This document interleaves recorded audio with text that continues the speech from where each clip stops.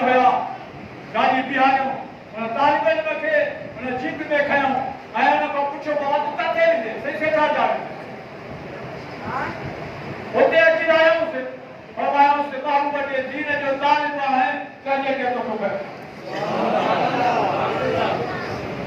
दीन जी इज़त दीन जे आलिमनि जी इज़त दीन जे तालिबनि जी इज़त इहो अलाह जे वलीअ जो तरीक़ो आहे इहो असां आले सुन्नत जो तरीक़ो आहे तव्हां असांखे दीन जो कमु करणो आहे मूंखे ॻाल्हि विसरियल हुई पर हाणे ॻाल्हि यादि आहे तव्हांजो ही दीनी इदारो 87 में मूंखे हिन 1987 में मूंखे मस्जिद में पेशवाई मिली और हाजी साहब मूंखे हिन जॻह ते पेशवा मुक़ररु कयो ऐं अलाह से मुंहिंजे मथां महिरबानी कई जो मां उन टाइम ते मदरसे जो बुनियाद रखियो ऐं मदरसो पढ़ाइणु शुरू कयो अल्हम्दुलिल्लाह 87 खां वठी 12 वटि अठ ताईं वो पाण पढ़ायो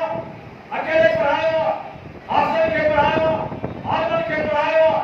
आलिम तयार करे नगाशी हुते निसाब वधी कराया हासिल तयार करे निसाब वधी कराया उन खां पोइ वरी मूं अलाह खे चवां पंहिंजे पाण जे ताक़त कोन भाई त वरी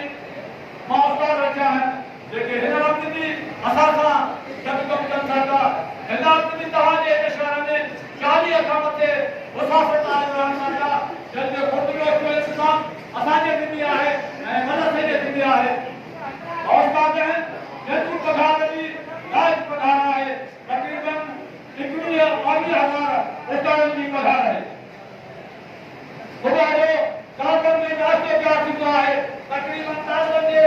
पाणीअ नाश्ते भाॼीअ जो इंतज़ाम बि जेको आहे महीने में तक़रीबन 10,000 जो ख़र्च आहे 30,000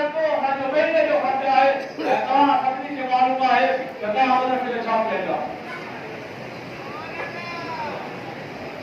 छा तव्हां मदरसे खे ॾींदा हो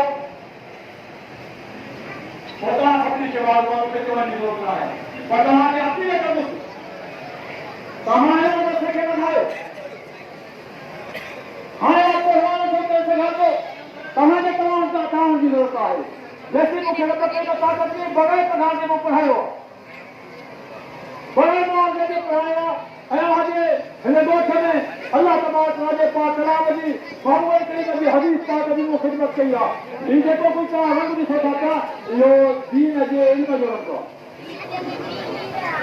जेकॾहिं आलिम ख़िदमत कंदो आहे अलाह खे क़बूलियत जो दर्जो ॾींदो आहे त हीउ रंग हूंदो आहे जो अॼु तव्हां हिन साल में उहो दौर बि हुयो जो टांझा फड़ा पढ़ण वारो कोई न हुयो जे पढ़ंदा हुया सुनी घर खां टांझा न पढ़ंदा हुया त मता जो जेको बेशुमार आहे उहो ॿिए तरीक़े जो आहे मता वॾेरनि खां असांखे तकलीफ़ ॼाणे छॾे छो त हमेशह असां रहंदो आहे बेशुमार जो अलाह जो एहसान थियो जो अॼु घर घर में आवाज़ स्वाद करो था असां असली सुनी आहियूं नकली सुनी न आहियूं कल जा सुनी न आहियूं अॼु जा सुनी न आहियूं असां हमेशह जा सुनी आहियूं असांजा वॾा अस्सलाम अलैकुम रसूल जा कारिन असांजा वॾा महबूबनि जा आशिक़ हुया उन्हनि असांखे दब ॾिनो आहे अल्हम्दुलिल्लाह असांजे वॾनि जो उहो तरीक़ो बहाल कयो आहे ऐं उन खे बहाल रखण जे लाइ अवाज़ी ख़िदमत ज़रूरी आहे पोइ पासे खां मदरसे जो बुनियाद रखियल आहे इन बुनियाद में जन हिसो वरितो आहे अलाह खे हुनखे ख़ुशि रखे आबाद रखे अव्हांखे बि अर्ज़ु कयां थो पियो त इहे मदरसे जी तालीम करणी आहे तव्हां हयात बि कंदा हो हयाती बि कंदा हो माण्हुनि खे मानी बि खाराईंदा हो पर मां तव्हांखे अर्ज़ु ही कंदुसि जिते तव्हां लख ॾींदो